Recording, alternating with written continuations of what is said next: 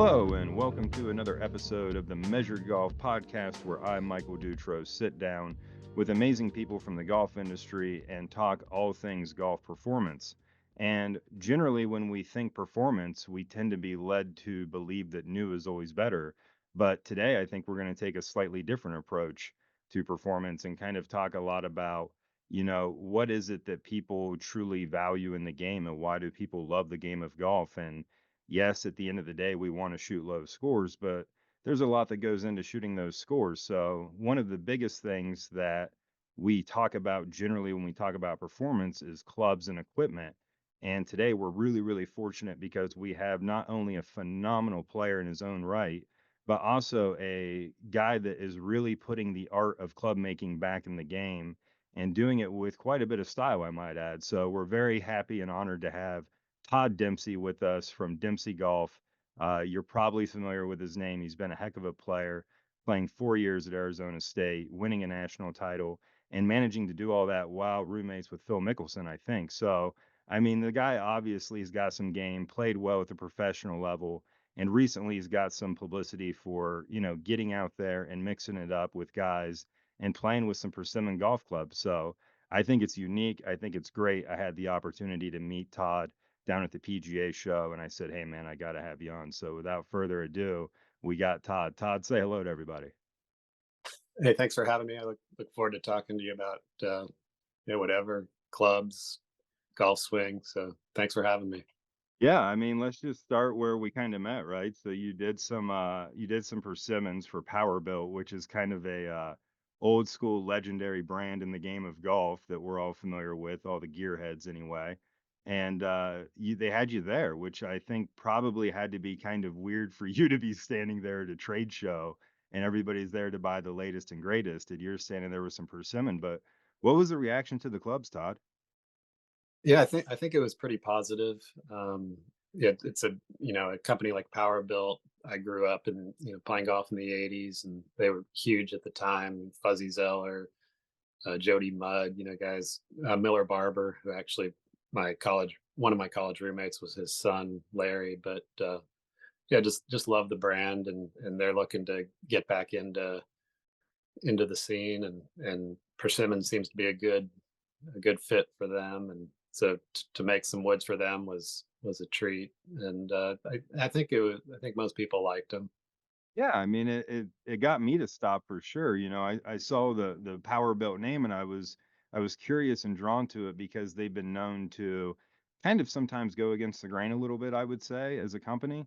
And I was curious to see what they had, and then walking by and seeing your persimmons, I was like, man, like these aren't your grandpa's persimmons, or these aren't the ones that you find, at the Goodwill. Like these things have some class, they have some style, and most importantly, I think they have a different CG if I'm not mistaken. Is that correct?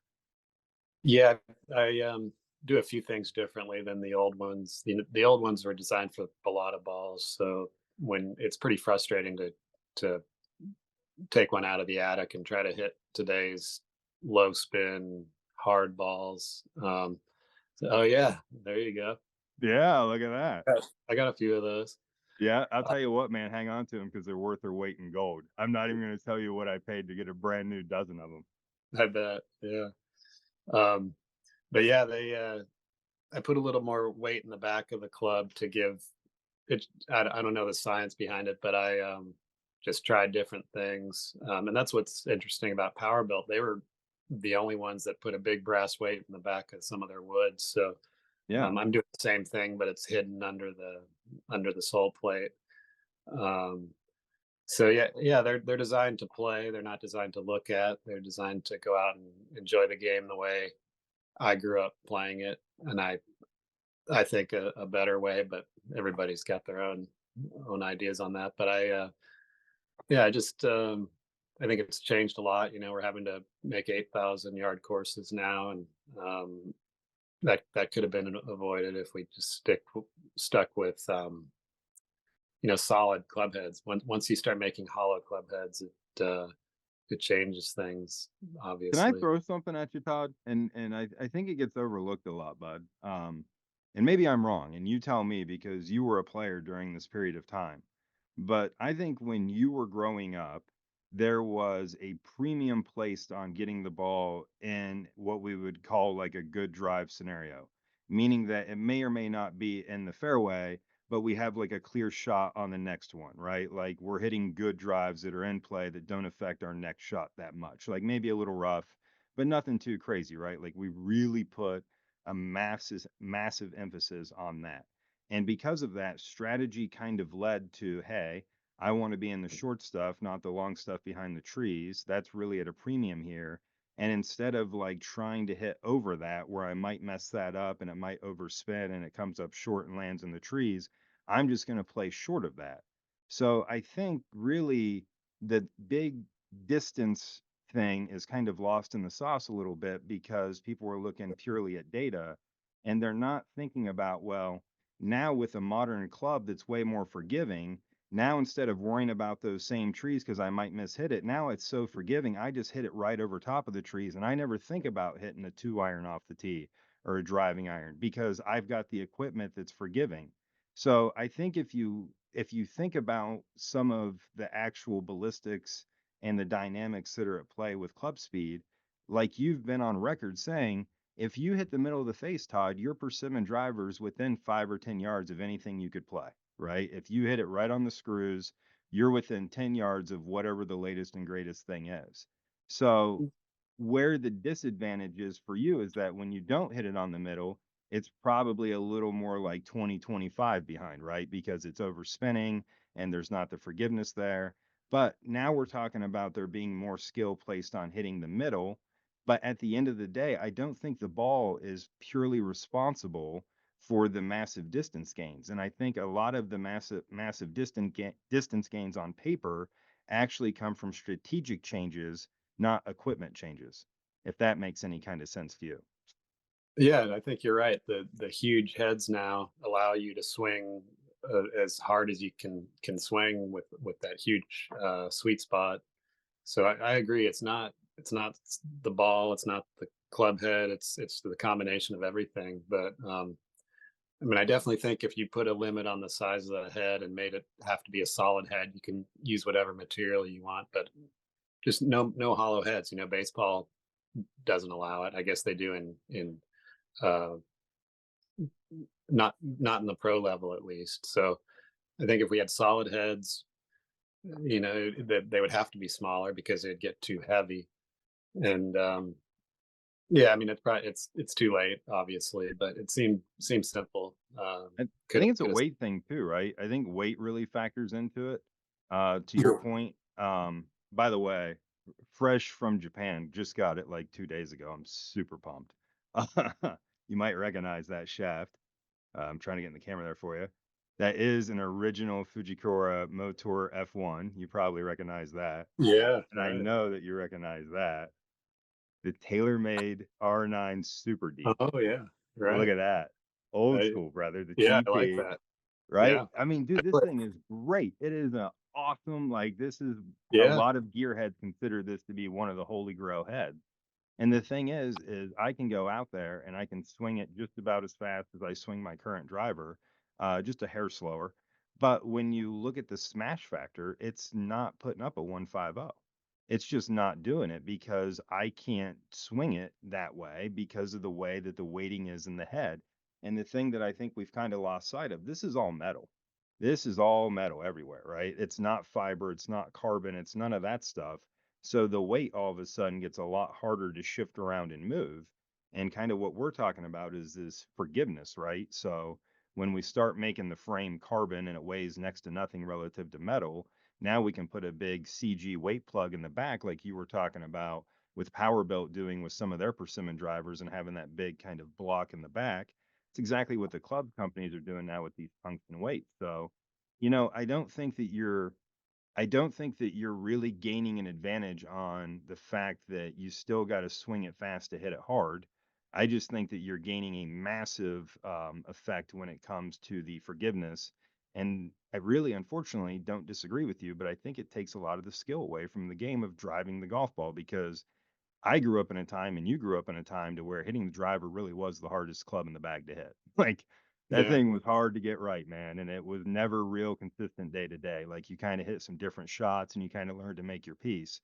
But now anymore, man, it's like you show up and optimize that thing from the first hole to the last hole, and you just kinda hit the same shot time and time again because what we can do with the engineering now. It's a different game. Yeah, you're right. I mean, it's probably too late to change it, but there's no doubt that I agree with everything you say.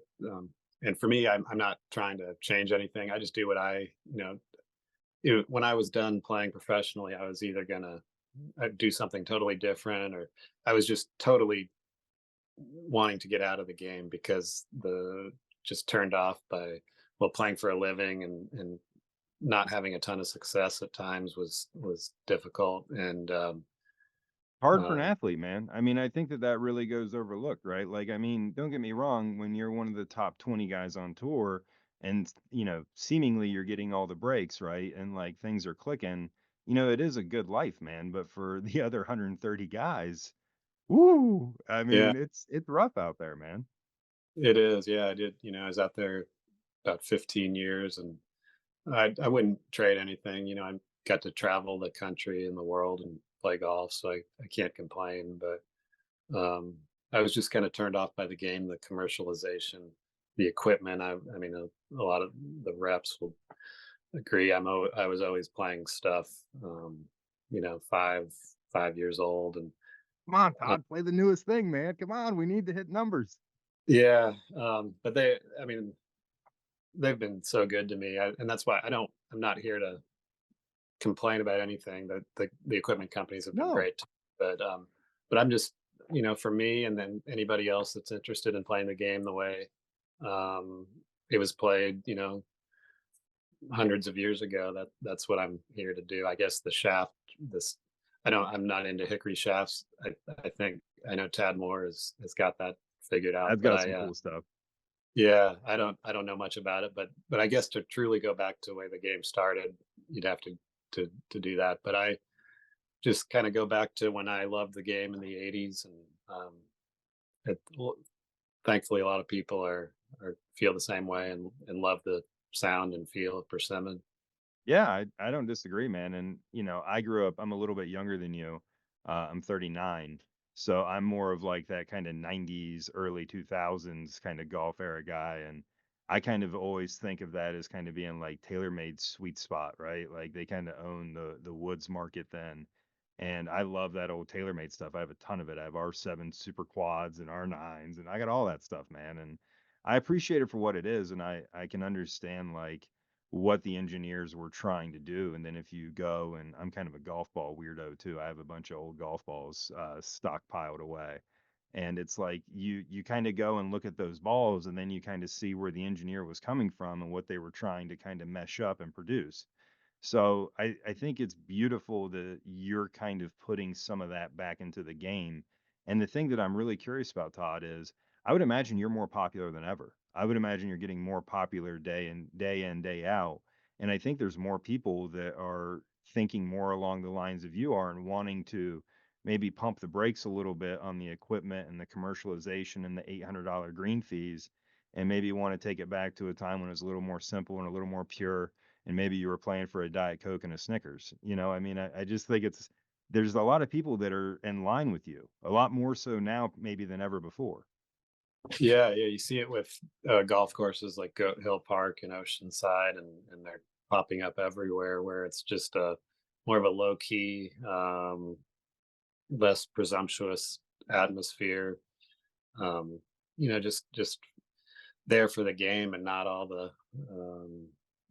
Yeah, I don't know how to describe it, but I just like I live here in North Florida, and I could go to TPC as a tour member, but I find myself going to Jack's Beach Golf Club, which is a muni down the street, and I just feel more at home there. And the tour has been good to me, but it's I yeah, it just kind of turned off by the some of the way the game has gone. And again, I'm glad others are interested in the way my clubs and the way I approach the game, but everybody's got their own relationship with the game, and they're all Game just all really needs bifurcation. I mean, if you really just get down to it, the game just desperately needs bifurcation, and it's already happened. Like I have a very opinion that if you're going to talk about the greatest golfers ever, they've already come and gone. And Tiger started a new era. Like that, everybody that was playing golf the same time as Tiger was belongs to the era of old, right? And like we started something new now. But when you look at like what Jack and Arnie and Sam and Lee and Sevy and all these guys did with the equipment that they had, with the ball that they had, with the course conditioning that they had, and the scores they still shot relative to par, it's flipping wild, man. And you know that, and I know that, and anybody who's ever played with a super spinny ball at a golf ball knows that. Like, and a lot of these guys weren't even playing with the good baladas at the very end of it, right? They were playing with real junk. So my point is that when you look at the scoring relative to par, I truly believe that those guys were the greatest golfers of all time. Now, what we have now is athletes playing golf. And this is a completely different thing. And it's literally turned into a sport instead of a game. And anytime you have commercialized sports, you know, dollars always kind of drive everything. And as it gets bigger, it gets more kind of bottom line. And unfortunately, it's the way it goes, unfortunately, it seems like. But I definitely think that the guys of old, I mean, that was the skill, man, and it's we need this bifurcation because so many of us, 99.9% of people that play golf can't do what the guys on TV do. But the guys on TV set the standards for everybody, and that's why there's not enjoyment in the game, and I really truly believe that. So I think that the bifurcation has already come, and you're seeing it where there's a lot of people who are showing up to golf course. We have record numbers on the golf courses since COVID. There's record numbers of people showing up, Todd, that aren't there to play golf. They're there to like hit a golf ball and like have a party and enjoy being outside. And like, I think that's cool. I'm not here for it. That's not necessarily what I want to do with golf, but there are people finding joy in golf again. And the minute that people start having fun on the golf course again, here come the no fun police. And it's just like, I think this is finally going to be the straw that breaks the camel's back. And we do get some bifurcation. And I think it's going to be great because we can look at basketball through the eras now and have conversations about who is the greatest of their era, and now we don't just constantly run into the Michael versus LeBron debate. And I think that that's what we need in golf. And we need to go to like, hey, this is when everybody played the same equipment. Now, this is when the tour guys played what they had to play to keep the ball on the planet. And this is what the amateurs had to play so that they could still have fun and enjoy the game. I don't understand why that's such a bad deal for everybody. Yeah, I agree. I think whatever, however anybody wants to enjoy the game, go for it. Um, this is kind of the persimmon, the blades, the softer balls. I always am trying to track down softer, spinnier balls, and actually found a good Wilson ball that Duo is ball really is pretty good, right? Is it the fun. duo? Yeah, that's what I used to play. They have a newer version, and I'm forgetting the name of it, but it's a yeah, it's the next generation of the duo, and so for me, that this is how I enjoy it. Just trying to bring me back to the days when I was attracted to the game, and um, so yeah. But whatever the Top Golf and all that stuff is great. I don't go there, but anything that brings people to the game, I'm in favor of. Yeah. I mean, I think it's rad. Like you march to the beat of your own drum, and I don't know how many people that are listening to this would know your story, but I mean, it's not only that you have this unrelenting, authentic personality and you stick to yourself, but you've also overcome some pretty serious health issues while battling through the golf ranks too, man. I mean, you're one of those guys, man. You just keep coming, and that's a beautiful thing. And you keep coming your own way, which is even more remarkable because it's tough to do, and there is a lot of pressure to change. But I mean, dude, I mean, coming back from two brain surgeries, I mean, that had to be really tough just to even find some of that feel that you're talking about. Yeah, that was kind of right when I was getting going. I got my tour card right out of college and lost it right away. But as I was getting my way back to the tour on the what's now the Corn Ferry Tour, I had some pain in my left sinus, and turns out it was a brain tumor. Had 2 surgeries, basically about 2 years off out of the game, kinda right when I needed to be, progressing my career. Then had back injuries. It was kind of a lot of things at once, but, I have no regrets. I'm happy I was able to travel and play golf. Um, so, yeah, no complaints. Um, but yeah, I was either gonna do something when I was done playing professionally. I was so turned off by pretty much everything related to the game that I was gonna do something else. But that didn't last more than a couple weeks, and I was back at it, making persimmons and coaching high school kids, which I got a few off to college scholarships, and Awesome, but man. I just love the game, but Let's I flip this around real quick. So, okay, me and you are gonna grab our golf bags and we're gonna go play golf. All right. Let me ask you this. When we're on the golf course, instead of what turns us off and what we don't like, what does turn you on a golf course, man? Like what is it out there that keeps you coming back for more right now? Like what are you into right now? um yeah, I mean, it starts with walking and carrying my bag. That's probably the most important to me. I would really rather not play in golf than play in a cart. So I have nothing against carts or Bluetooth. We're not anti-cart here. We're just we No, appreciate yeah, walking.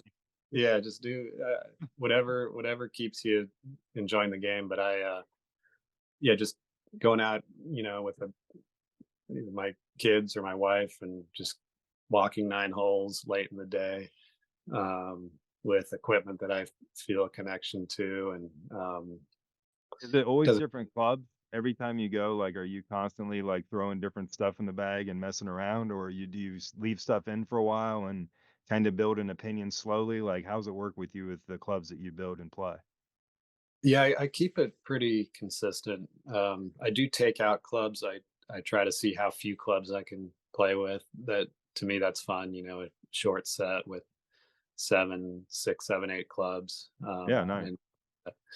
and my woods are take so long to make each one that I don't have a ton of options. I have a couple. I have maybe a couple drivers, few fairway woods that I have that are mine. So I don't really have a ton laying around. So I just um, What stick about with what wedges? Are you a wedge guy? Are you kind of a freak that way too, a little bit, or no? Not really. I've always, yeah, as long as the loft is right and the bounce looks okay, just kind of a normal looking bounce, nothing crazy. So you're a Florida guy, so I would imagine you like a little less bounce.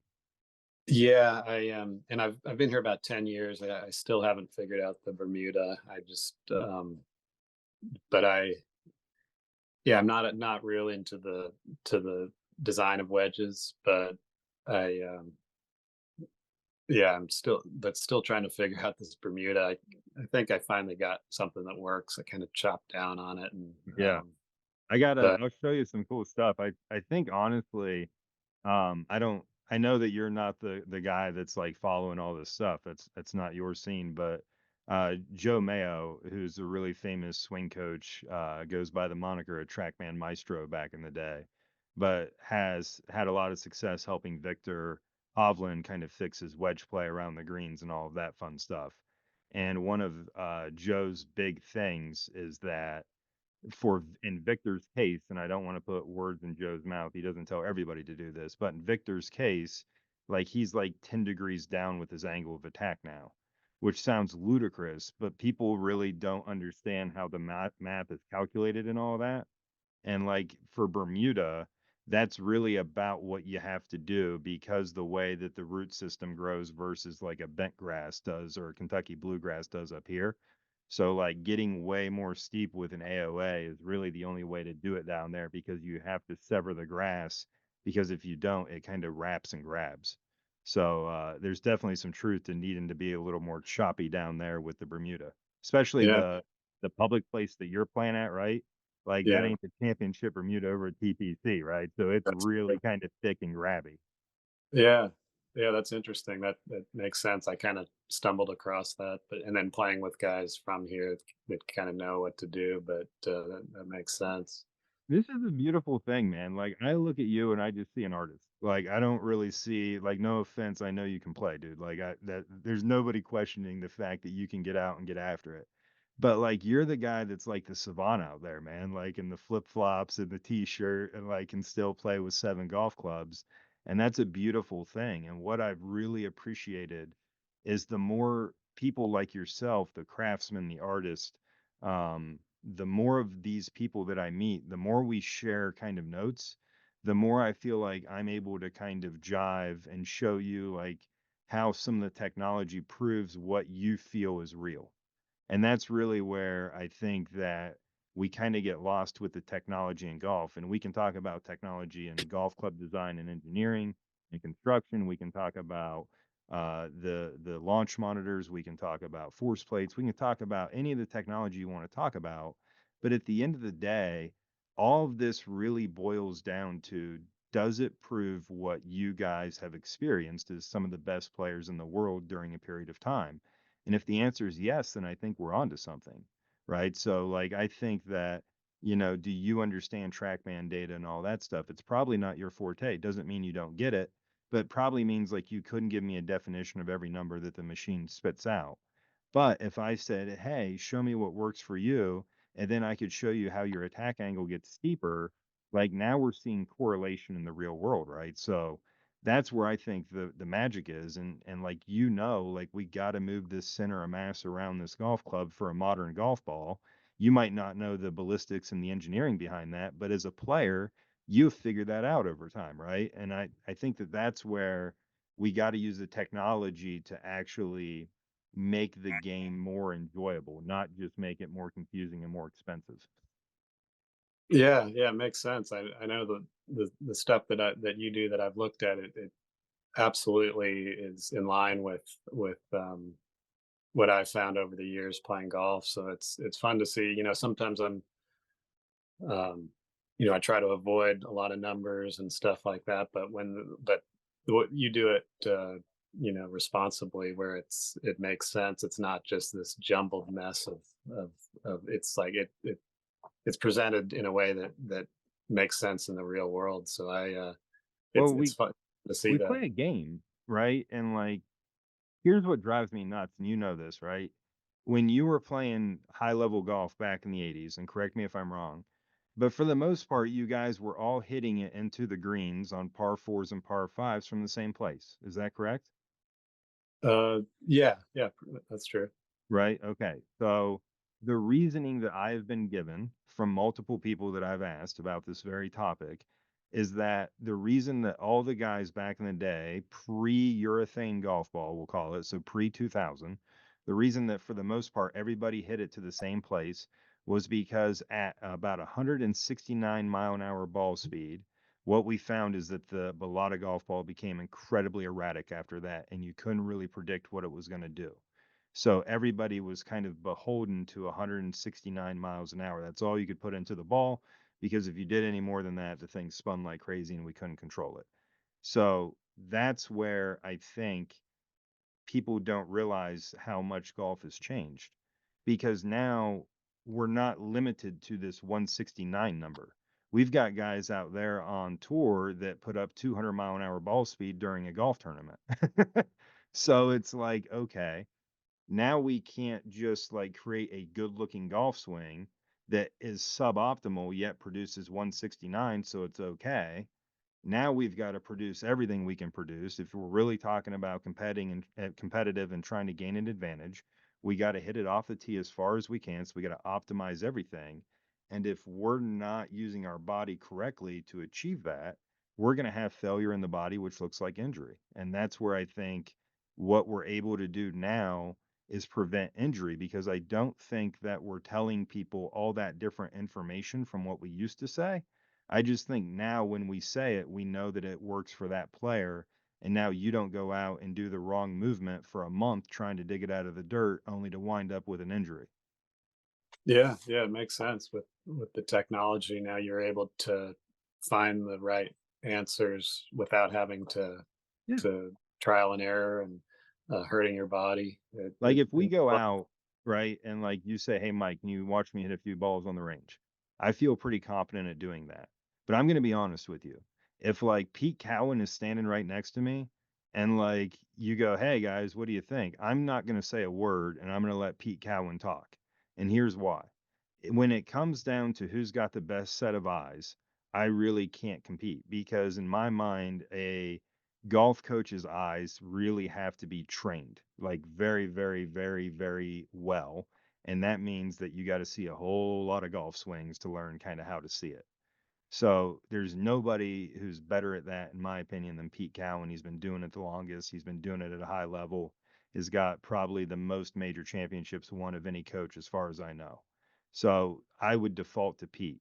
But if you said, "Hey guys, I'm going to come out and see you both at your place," I'll go ahead and step up, man. Like I'm good because if you're gonna let me bring all my toys to the table, look, we can debate application and how to get somebody to do something all day long because humans are really messy and it's always hard to figure out what gets somebody to do something. But from a diagnostic perspective, I got it. Like we can't really like I'm reading data now. I'm not forming opinions based off what I think. I'm literally just connecting dots. And that's where I think it's gotten really good, man. And that's where I think that like this next generation of golfer, I think that's why they're showing up so much more refined in a better place because they know who they are, they know what they do, and they just go out there and do them. And I think it used to take us a long time to figure that out there. Yeah, it's a good point. It used to be, nobody won on the tour before 30 years old. A few did, Now, if you but don't, you're not going to make it. yeah, now they come out ready to win at 20 years old. So it's definitely changed. But I like what you're saying about your method and your way of looking at it. You can't numbers really don't lie. I kind of play golf by feel and Of course you do. We but all do. but yeah, if, with your data to be able to make you know it eliminates the need to go out there and beat your head in the ground trying to figure it out. It's the answers are there, so We had it's a pretty crazy. conversation briefly, but I look at guys like you as massive opportunities because like I'm looking at you through a camera and as good as the camera is, like it's still not showing me everything, but I can still see like the intensity behind your eyes, just like I saw that same intensity when we were talking down at the PGA show, and you're still a competitor. And the problem for you is that correct me if I'm wrong, but I believe you're 51, is that correct? That's correct. Okay, so 51 years of age, you have 2 amazing kids, you have an amazing wife, and generally, man, like you've got other interests in life outside of golf. So I really believe that by using the technology, like I can quantify those feelings, right? So it's like, hey, you come in and it's like, hey, I got an hour, man. Like I gotta go pick the kids up later. We're doing surfing later. It's gonna be sweet, and I don't have time for this all day. So what can we get done in an hour? And I'm like, well, hey, we need to get, these 4 numbers between these ranges. And if you can do that, we're good today. And it's like, okay, cool. Like, yeah, I got that. I feel that. And like now all of a sudden, like we quantify your feelings, you know what to chase. And as soon as you have it, okay, man, you're 51. I don't need you putting the wear and tear on yourself. And more importantly, I need you going out and enjoying your life because that's when you're always going to play your best golf. So, Yeah, like, that's where I think it gets good, and I can also keep you from getting hurt because I can promise golfers what hurts them the most is their golf swing.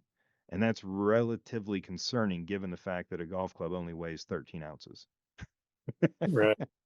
Yeah, I mean, what and I've tried to make changes at 50 years old, even small changes, and I find that I can barely hit the ball when I do that. I'm curious with you, like when you say try to reach these numbers, um, you get to those numbers however you want, right? It's not. Yeah. I mean, for example, my people always tell me my left wrist is cupped. Everybody Yeah. else is. I So mean, you're an it's extension crazy what versus people are doing with flexion. their Yeah. left now. Yeah. Yeah, and I've always played from here, and whether it's right or wrong, I mean, I kind of know where it's going. And I've had people, good intentions say, no, you got to at least be flat here, and I honestly can't. I wouldn't break 90 if I did that. So You absolutely cannot break 90 doing that. And I've seen a couple of your golf swings. So I think that if we put you on force plates, we would see that your vertical force is really late. You don't get it to happen, and that's why you've always had a hard time getting what feels like left at finish, right? And Right. for you, that's always been a big struggle, but that matches the era that you grew up in and what we were trying to accomplish with a golf club, which was keep it out of the air instead of get it in the air. So, generally speaking, we don't have enough braking force with you to act on the kick point of the shaft to get the loft back on the face. So, you more than likely are going extension at the top. Sorry, kind of like that, extension at the top. And then you kind of more or less back out of it. And that's how you hold your face open so that you don't hit it left going left. So that's what I would kind of think of given what I know about you a little bit and from your swing. And honestly, I think where your back issues come from is what's happened over the years is that golf pros have been given technology without any training. So everybody got a camera, right? You remember this. We all got our little yellow briefcases, our JC videos, and like ran Yeah. out to the driving range and started filming everybody. And we started drawing a line on people's spines as setup, right? Right down their back. Well, the spine has a dent or a curve in it and it's not straight. But everybody was taught to keep that back straight. The thing is when you do that, you actually lock out the facet joints in your low back. So now your spine can't extend, and that's why you can't create any depth. So if I all of a sudden flatten your left wrist and don't give you more thoracic rotation, you have zero depth. And to your point, man, you're probably hitting it off the hosel. Yeah. Yeah. I just can't square up the face at impact. Oh, I know how to square it up, of from course you do. here, but So yeah, I like mean, I here's what we try to do, right? And this is what you do in a fitting, I imagine, is like at the end of the day, man, I try to just show you how to get to that position because you can get there. Like I'm not saying you could get there consistently right now, but like with the right cueing and getting you in different positions, we can get you into some of these new positions and let you try them out. And then we have you like hit a couple shots from there, and then we can look at the data and go, hey, like, does that seem doable? And the answer hopefully is yes, because it should be. And then it's like, okay, well, look at what this does relative to what your old thing does. Okay, well, here's what our ceiling looks like now, and here's what our floor looks like now. And basically, what I have to do with guys like you is just keep you improving by 0.00000001% every single day. Because what golfers tend to not realize is that if you continue to improve over a long enough period of time, you eventually will wind up on the PGA Tour. The problem is that most people stop improving somewhere around, depending on like what levels of golf they play at. Most people really kind of struggle to develop much past 18 if they play before that, and then if they pick it up later, they really struggle to develop much past 40. yeah, it makes sense. I feel like I've had a hard time making any changes. Well, probably before 40, but I just kind of feel like I'm stuck with what I got, and it does work, but I know there's a better way to do it. I'm really hoping Not that we revisit this conversation because I'm hoping at some point we do get this together. And I would be curious, man, because I don't think you're done. And I love your story. I find it very inspirational.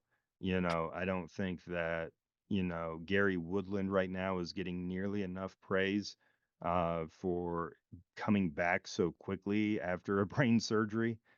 Tiger, I think, just actually quoted that, and they kind of asked Tiger why it was Gary that got the sponsors exemption into the Genesis this week. And I think he said something to the effect of, I don't think people realize like how hard it is to come back from a brain surgery. And Gary's out here relatively quick. And JB was out there, very similar situation. I mean, when you start talking about the noggin, man, like that makes it tough to play golf when the noggin's not feeling right.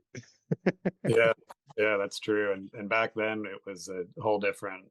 I had a craniotomy, so they basically took me apart, and I think it's different now. I It's a little less invasive, Right.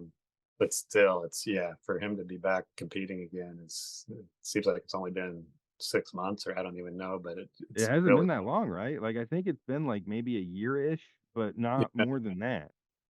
I mean, it's yeah, it's incredible. I mean, it's so I mean, I just cannot imagine, like, not being 100% and being on the tour. because and nobody's ever 100%, right? Like I know I saw your head start like kind of nodding like, yeah, man, I wish I was 100% when I was playing on the tour.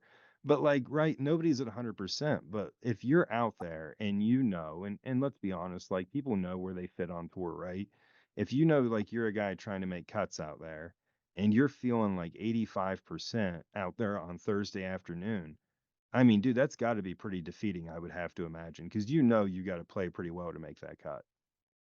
Yeah, yeah, it's a hard enough game when you're healthy. So when you're fighting something, which I think most of us are much of the time, but yeah, it's and that's where I think a lot of the training that people are doing now has helped them be at a higher level more consistently. I sometimes wonder about the weightlifting and the bulking up. I don't really see. I mean, you probably know, well, definitely know more than I do about that. But I just, Here's what I'll say about that. There's what generally speaking, in my opinion, and I'm not speaking for anybody other than me and what I've seen and measured, most swing it faster in terms of club head speed than what they get in output in terms of ball speed. So most people actually have way more in the tank than they think they do. Even when they hit one on the middle and they think that because they hit it on the middle, that's as good as it can be. Like they actually could still do better than that because of launch conditions and things like that, right? So like I truly believe that where people go wrong is simply trying to put more gas into the tank because they already have all the gas in the world, but they don't have any brake to get it to work. Does that make sense? yeah, So at the end of the day, like I think that having the DPTs and the PTs and all these strength and wellness and stretching coaches on tour is a wonderful thing. They're looking at it from their lens, which is I have a human being who's an athlete. His job is to perform at a very, very high level, as close to optimal as possible. Okay, do that. But there's no real consideration by that person into what skills does he actually have to accomplish today as a golfer, right? So, right, like, let's say that you have a guy that you stretch out really, really well in the morning, and he goes out there, and because he's really stretched out and feeling good, he goes out there and he hits his driver at an apex of 120 feet. Okay. But then you got a guy that you go out there and you don't stretch him out the same way. You do something a little bit different.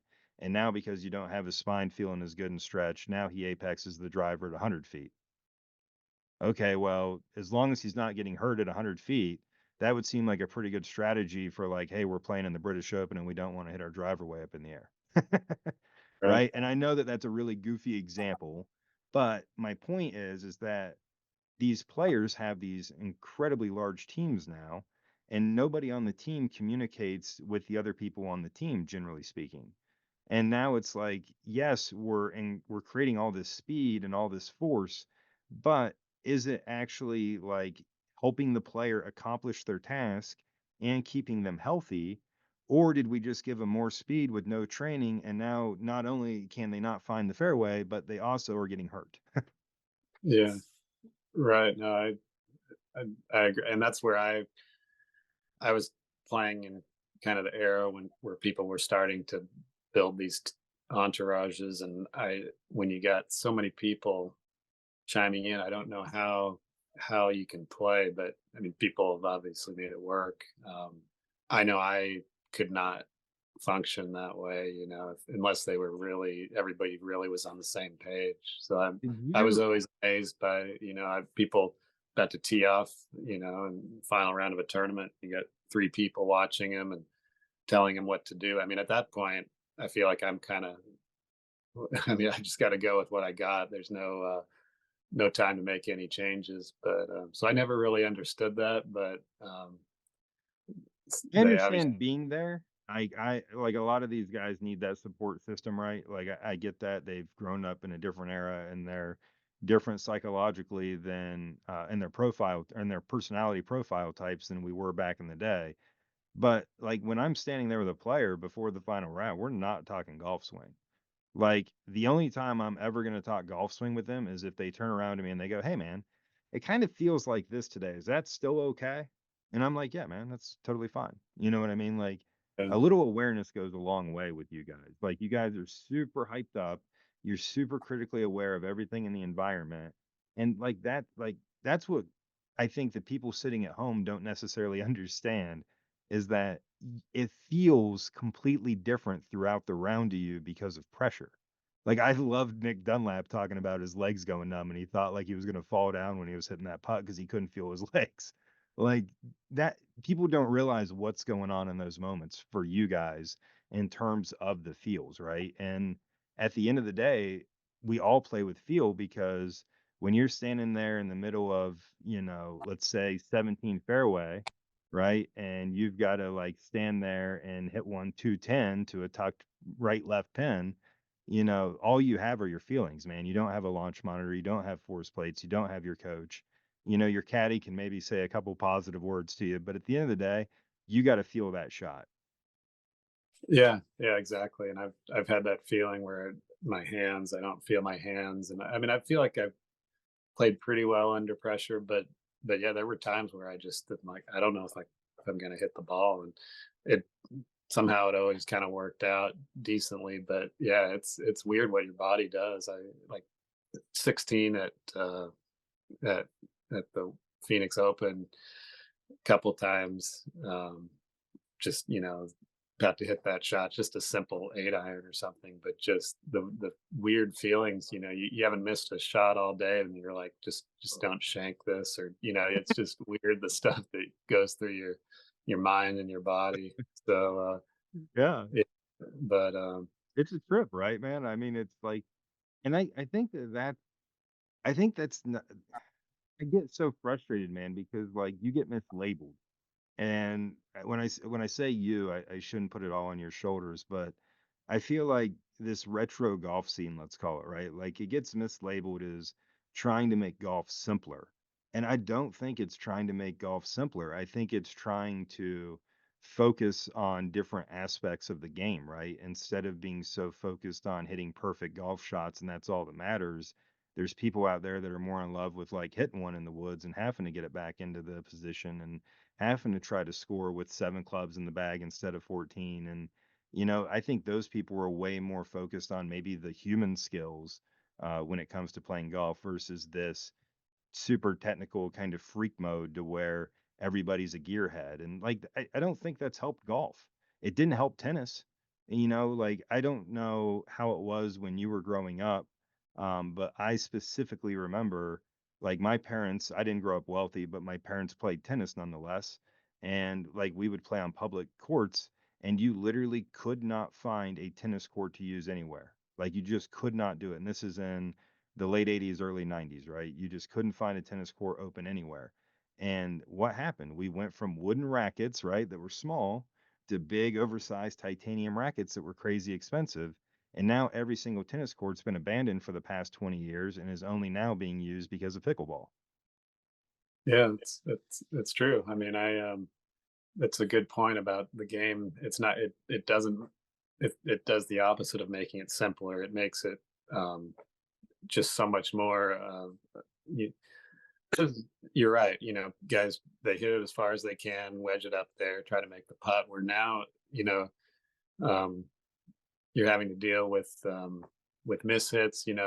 Being able to play your mishit, and the strategy. You're actually hitting mid irons into par fours, which is unheard of now in tour golf. It's a good point. It makes it more fun, more complex, way more thought and skill. And again, it's what I like to do. I don't not trying to sell anybody on it. I don't. No. It's but Like but I'm yeah, weird, man. Like I've got my bag's right behind us, one of them. But I've got 3 sets of irons I kind of rotate between. I've got 2 sets of National Customs that Ari made for me. And then I got a set of mirrors that I'm pretty fond of. I've got a set of 501s that I've been playing for a few years. But I'm playing, a very traditional head, but then I'm playing Aerotech steel fiber shafts in them, right? Which are pretty darn good. So it's like I kind of bounce back and forth, and I've got like Mira wedges, but I've got stability shafts in them. And then, I've got a modern driver, but like I have no problem putting that R9 super deep in play either. And that's probably what I'm going to do when I go over to London here in a month or so, because it's a low spin bomb, baby. So like that works real well over there. But Yeah. So no persimmon. You're not going to bring persimmon depends over on there. if I can get some from you in time. Like that's really my biggest Those reason for. courses, those courses are definitely designed for to play persimmon. So yeah, we need to So get work on. So get this. I don't tell this story very often because I don't think very many people would appreciate it, but you will. So I was very fortunate. I got to go over to the 150th Open Championship. People over here call it the British Open, but that's not correct. It's the Open Championship over in at St Andrews in Scotland. It was incredible. And I just had the trip of trips. I got so lucky, and I ended up staying just a little, like maybe 10 minutes outside of St Andrews, and I stayed across the street from a golf course named St. Michael's Golf Club. I have the scorecard right here. So, St. Michael's Golf Club over in St. Andrews, Scotland. And because it was the summer, it was staying late till like 11 o'clock at night. And like normally for me, like, it's long days when you work on tour and you're getting there at like 5 in the morning. So, if you can get out of there at 6, 7 o'clock at night, like you're going to bed. But it was light until like 10:30. And I was like, all right, man, that's it. I'm gonna go over there one night and play golf. Like I'm in Scotland. I have to play golf here. So I one night go across the street, walk over there. It's a very, very public golf course, right? It's nothing fancy at all. It's very municipality style. And I go in and I said, "Do you have any rental clubs?" And she says, "I'm sorry, hon, we don't." And I said, "Okay, well, do you have a lost and found?" She says, "It's out back." So I found a Ping Rapture 6 iron with like a senior flex graphite shaft. I found a TaylorMade rescue driving iron, and I found a wedge that didn't have any markings on it, but I wish it had also didn't have the grip because the grip was the worst thing about it. And those were my three clubs. And they let me go out and play with three guys that were just showing up after work and whacking golf balls. And dude, like these guys were not good golfers. They could not hit a golf ball to save their lives. But once we got within like 150 yards of the green, dude, these guys start hitting these little punch runners and like all these crazy little shots, and they get in the bunker and they hack it out. And like, dude, these guys got game from 150 in. And like, I'm out there playing with them, dude, with my three clubs. And like, we had a blast. And like, I tell people that story all the time, like, oh man, that must have really sucked to not have your golf clubs. And I'm like, it's better because I didn't. I had so much more fun, like having to work shots and like do it was a blast, dude. I had a Definitely. great. Yeah. That's what golf is, right? It's like just showing up and making friends and getting it done. And I think I shot 80 with three clubs, by the way. So Yeah. it's Pretty not too good. bad. Yeah. Yeah. No driver too, right? The No driver, rescue. no putter. Yeah, Yeah. I Oh putted wow. with the wedge. Yep. I like putting with wedges. I don't like Yeah. putting with like the fairway woods or anything like that.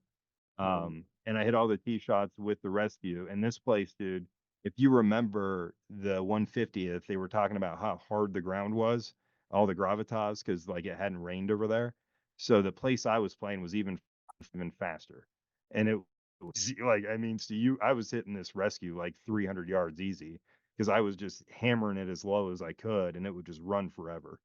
So it was a good yeah. time. Yeah. That sounds fun. That's, I think, kind of why I like the half sets and um, just hitting shots. It just makes it a lot more thought goes into it, a lot more feel, and yeah, that sounds like a fun round there. Yeah, my goal for the Todd Demsey Persimmon setup is I'd love to have a driver, a 3 wood, and a 5 wood. And the Yeah. reason that I want both the 3 and the 5 is because you gotta kind of learn like which time you use which one of those, right? Like that's kind of the persimmon game. Like that's when fairway woods actually mattered. Yeah. Yeah, and a lot of guys that play with half sets, they have me make them like a fairway sized head with about 11 or 12 degrees loft. So I can Ooh. you need just one wood. You can hit it off the tee it low, and then it can also be a fairway wood. And so it's, yeah, you're only have You know one what's wood. hilarious? I played this driver, ugliest driver of all time. Okay, this is not the one I played. It's a reissue. right? But the old Yeah. pink ISI, Right. ugly as hell, right? Maybe Mhm. ugliest driver of all time. It's up there with the square Y drivers. But yeah. dude, this thing, because that bottom is like so flat, is like the perfect thing off a fairway. And I used to play this all the time in high school, and people made fun of me, but I played it because it got me an extra long club in the bag because I didn't hit it very far. So it got me an extra like driving iron that I could use because I couldn't hit my long irons far enough. Yeah. And then I Yeah. didn't need the 3 wood because I could just rip this thing off the deck. That's great. Yeah, I know. That's and now the heads are so big, you can't really hit them off the Can, fairway. but the problem is like you literally have to choke all the way up on it, and then you literally have to teach yourself to take a divot with your driver. Because to your point, they're so tall that the center of the mass is not sitting on the ground of the golf ball or the club. So you've got to figure out a way how to get that center of mass more down underneath the ball. And with the modern drivers, because they moved the CG so far back and down, it's really hard to get that thing underneath the golf ball without forward shaft lean. Yeah, that makes sense. I know that was a great, with Persimmon, people would hit them off the fairway all the Yeah. time. They're such a smaller head, and it's a shot that was lost. That's what One I of the like things. about Florida golf actually is I love the Bermuda fairways because you can just rip drivers off the fairway all day long. Like the whole Yeah, time we were down in Florida, like I don't think I hit my 3 wood off the fairway once. I just like literally rip driver every time because it just right. kind of sits up on that Bermuda. Yeah, that's true. I know Yeah. it's a shot that was a big part of my game growing up, and it kind of disappeared with the huge heads. Yeah, it's disheartening to watch these all these like driver off the deck videos on like Instagram and stuff because it's like that used to be just like you had to have that shot in the bag. Right. It's not a fancy Right. shot, dude. Like that's just a shot we all grew up having to have because I mean most of us like I couldn't afford a 3 wood, so I didn't have one. Yeah, Right? yeah. Like If I you was lucky to have the driver. any kind of lie in the fairway, everybody was hitting drivers, but now Even I out of the guess it's rough, like light rough, you would hit like that was the time to hit the driver because the ball's teed up. yeah, yeah, exactly. So Yeah, for it's sure. So my amazing how much. last thing, are you aware, I don't know if you've seen any of this. Are you aware of any of like this urban golf movement stuff going on where like people are playing golf in the streets? I've seen that. Yeah, I don't know much about it, but I do kind of a similar thing here in my neighborhood. I got a school across the street, so I can hit up to a 4 iron when the normal wind out of the northeast. I can hit up to about a 4 iron, and then I go to the beach and stuff. But the city, that sounds scary, hitting it with cars and windows and stuff. But So they play different balls. So like the guys over in the UK are using like they call it I'm gonna get this wrong. I want to say they called it a squib ball, and it's some kind of it's pretty springy, right? But it's not so springy that where it's like it just won't stop going once it bounces. You know what I mean? So what they're saying is that it tends to fly kind of soft, so it doesn't like have a penetrating flight like our modern ball does.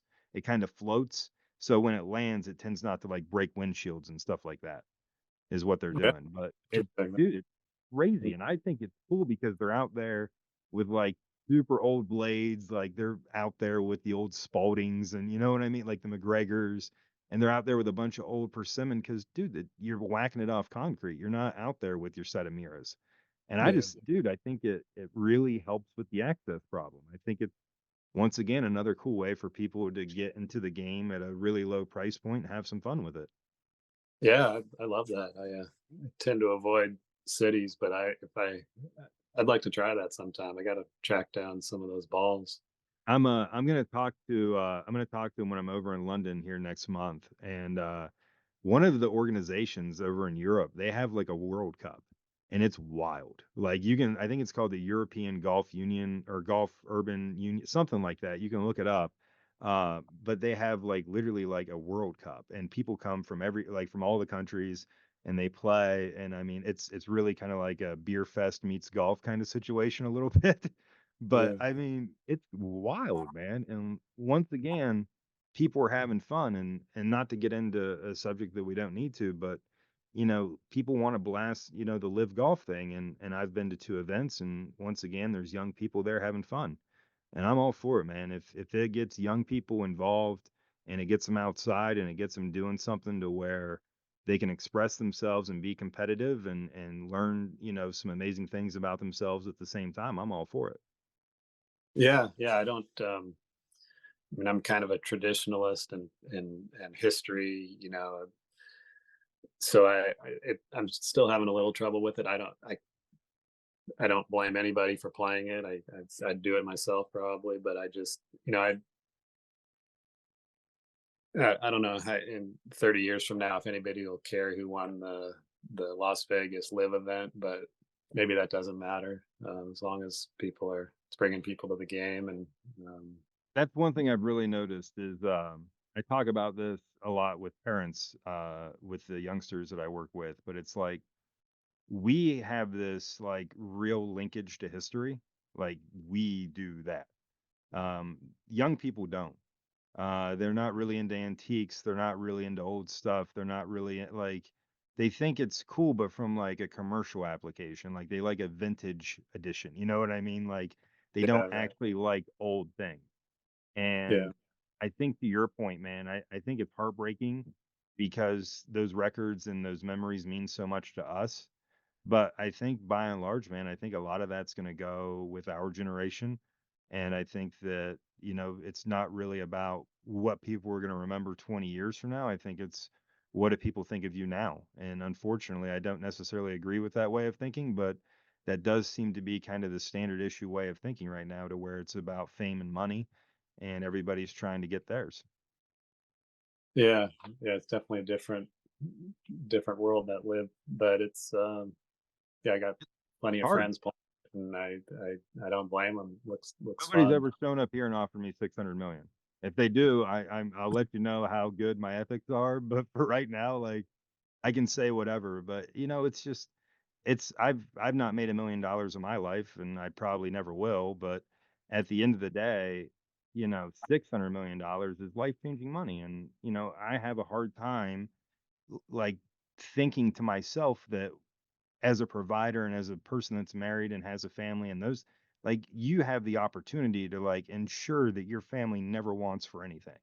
And I think Yeah, that would be a really hard thing to say no to. I agree. I mean, a lot of these guys, I think we're pretty set anyway. So I guess how much is enough, but yeah, I agree. You gotta. I mean, Unfortunately, I've never met a human being that told me they had too much money. So I don't think enough is ever enough is kind of the problem with money.